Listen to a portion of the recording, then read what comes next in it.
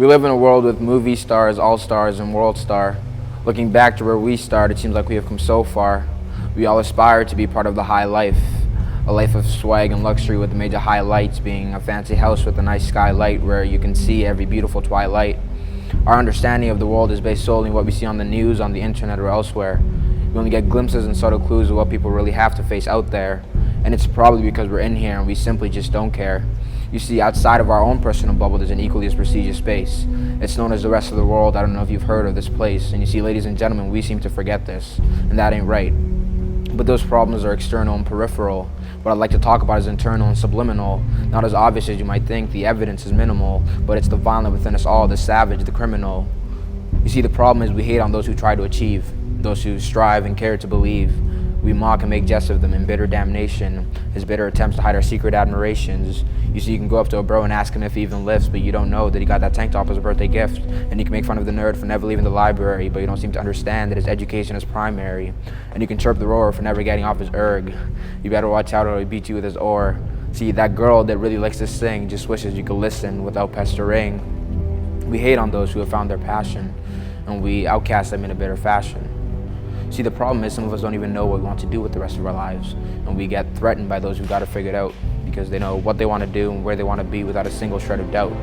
So at this point, most people feel insecure about their own inaction.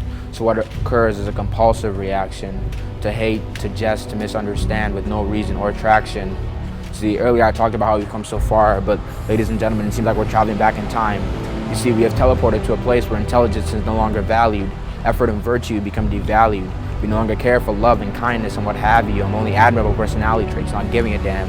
And you see, that ain't right. We're encouraged to be cynical and narcissistic. We're celebrated and praised when pessimistic. We greedy to cry for effort with unanimous decline. And we all turn to our last resort, which is to complain and whine.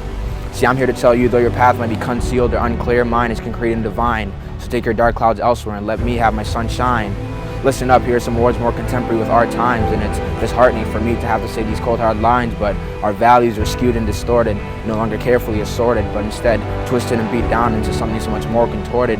You see, it's not about how fast you can run, but how fast you can chug rum. Not about how high you can swing, but how high you can get. Not about how hard you can work, but how hard you can go. Listen though, if that's what you believe in, then that's alright, but to oppress me for thinking otherwise, that ain't right. You see, we can do whatever we want, but we never choose to acknowledge this. We are the privileged, the fortunate, and we are lost in bliss. We have adopted a hatred of compassion.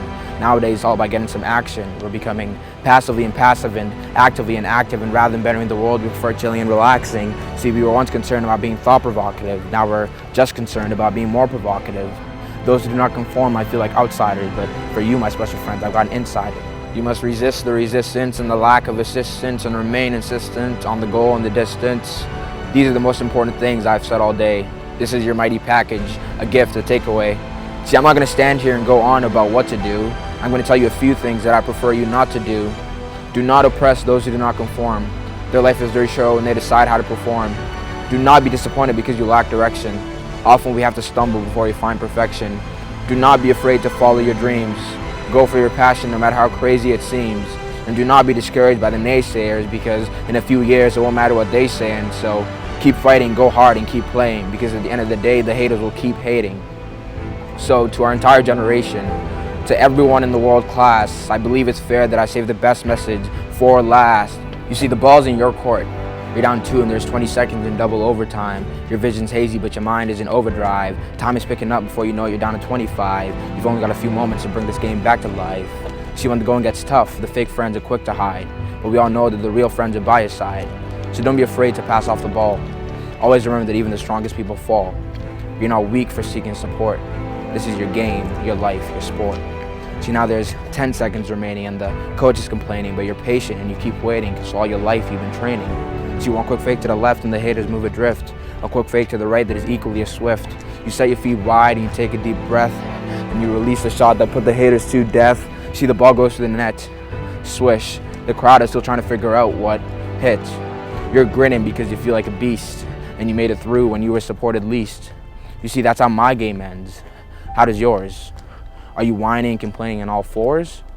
Or are you ending the game with an up score?